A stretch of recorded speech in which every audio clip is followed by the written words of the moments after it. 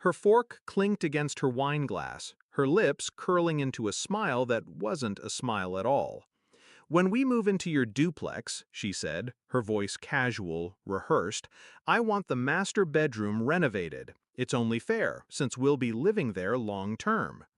The table erupted with laughter. My parents chuckled.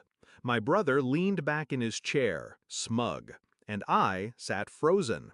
Not from confusion, not from surprise, but from clarity. Because in that single moment, I saw it. Every sacrifice I had made, every bill I had paid, every brick I had stacked into that duplex, they had already buried me inside it. I was the one who carried the weight when no one else would. 2 jobs, late nights, savings drained into down payments. While my brother floated from scheme to scheme, I bled for stability. When he married her, I welcomed her, smiled, toasted, even helped cover part of their honeymoon because family comes first. At first, she was warm, grateful. She'd call me the responsible one.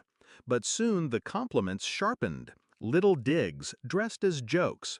"Of course you'd never understand spontaneity, you're too busy being the landlord." I brushed it off, until I couldn't.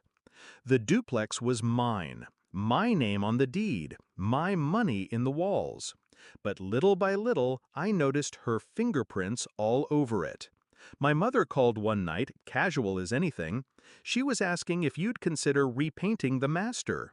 Neutral tones. She says it'll feel more like home. Not if, when. Later, I overheard my brother on the phone. "Yeah, we'll move in soon. Don't worry, she's soft. She won't say no." They weren't discussing possibilities. They were making plans. That dinner table comment wasn't a joke. It was a declaration. I didn't argue. I didn't correct them. I chewed my food, kept my face blank, and let them believe I was cornered. Inside, I began sharpening my silence into a blade. I knew how my family operated. Entitlement dressed as tradition. If I raised my voice, I'd be painted as ungrateful. If I fought, I'd be accused of dividing the family. So I planned. Quietly. Patiently.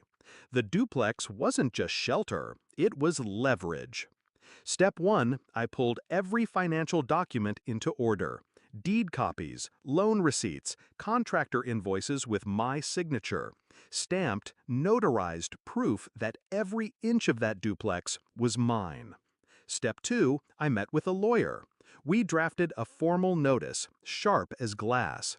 It outlined my sole ownership, the boundaries of tenancy law, and the legal consequences of assuming rights that did not exist. Step 3, I prepared my trap. I invited them back. Same dining table, same wine glasses. I let them talk, let them laugh, let them push further. My brother's wife leaned in, eyes bright. "We should probably knock down the wall in the guest room, too. Make space for a nursery." My parents nodded, already envisioning grandchildren running through my hallways. And that was when I slid the envelope across the table. The laughter faltered. My brother picked it up, confused. My mother frowned. His wife smirked, assuming it was another bill I'd foolishly offered to cover. But as they read, their faces drained. Line by line, their delusions shattered. I spoke then, calm, every word measured. This duplex isn't family property. It isn't community space. It isn't yours to renovate, to claim, or to occupy. Her smile froze. My brother's jaw clenched. My parents looked anywhere but at me. I leaned back, steady, my voice low enough to cut. "You laughed like it was decided. Now you know it was, by me. Years ago, when I signed every paper and you signed none." She opened her mouth, but no sound came. "Step foot inside uninvited," I continued, "and the law will greet you before I do." Silence swallowed the table whole. I gathered my papers, folded them neatly, and stood. For once, no one stopped me. No guilt, no manipulation. just their stunned faces, trapped in the wreckage of their own entitlement. That night, I unlocked my duplex and walked through each room alone. My hands brushed the walls I'd paid for. The air felt different, lighter, sharper, mine. I realized something then. Revenge isn't always about fire. Sometimes it's about taking back what was stolen in plain sight. Dignity, boundaries, respect. They thought I was too soft to fight, too loyal to draw a line. But they forgot. Silence can cut deeper than rage. And when their laughter died at that table, I finally heard what victory sounds like.